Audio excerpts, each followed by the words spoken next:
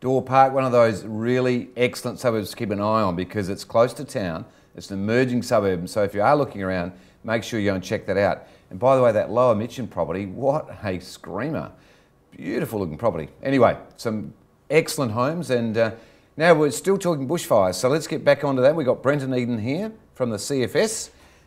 Brenton, just a couple of quick questions before I ask about the brochures. Is it Elvis? Elvis. I went past Elvis last year when it was sucking all this water out of a dam. Right. Halfway between our vineyard and Clarendon. Yep. Tell me about, these are monsters. They are. They're an antiquated monster. They're probably 45 years old. They'll carry about 6 to 7 tonnes of water on a hot day.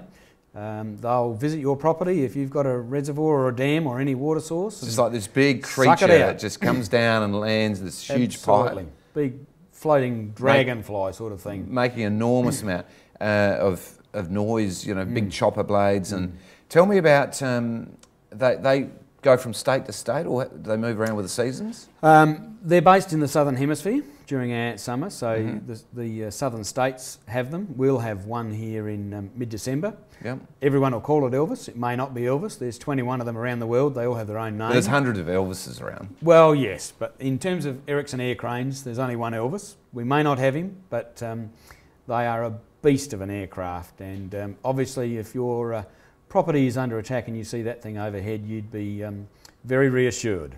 Now, is it true that in America, where they call them wildfires, by the way, I think that's a good name for it, that they've actually taken on board some of the techniques used in Australia in their firefighting? Look, there's a great interchange in wildland bushfire firefighting. We learn from the North Americans during their season and their techniques and the way they combat their fires. They learn from us. I guess it's a global community of firefighters. We're all combating the same sort of enemy, so we share our knowledge. So is it essentially at the moment where you hit it really hard and put it out rather than just slowly bring up the support? That is our method of attack, and yet it's not worldwide, and it sounds just so common sense. Every fire starts small. I mean, when an arsonist starts a fire, it was probably a match or something very small. We hit them hard, we hit them fast, we hit them with everything we possibly can to try and keep them small, and aircraft are a component of that, but we need the people on the ground as well. Very quickly? Very quickly, for your audience, 2 sources of really good information this year. Some brochures from the Country Fire Service, of which there's a range available at regional offices or from local council, but I would highly recommend our website this year. If you're looking at building a house, doing anything with your property in a rural area, travelling through a rural area, go to our website, community safety, fire prevention, it's all there, it's first class, highly recommended. And just before we go, the slogan, we talked about the slogan 2 years ago, or last year. We did. It is currently... Prepare, act and survive. So we're in the preparation phase now. Prepare your property so that in the event of a fire, you survive. Brenton, a very serious subject, and thanks for covering off on it. Very important. Thanks for being on. My pleasure. Thank you. All right, so now let's go and have a look at some hot properties.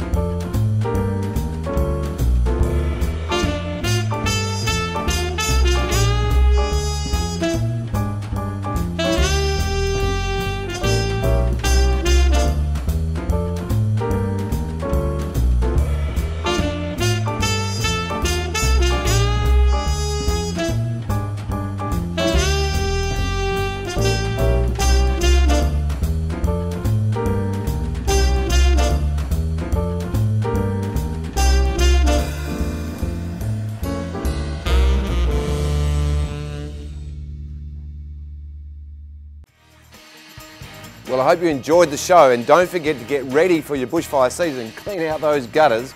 And next week's on SA's Finest, we go to Balhanna and you'll see a great property, a beautiful property. And next week, Wednesday, don't forget, we're live, we're interactive. We'll see you then at 1 o'clock.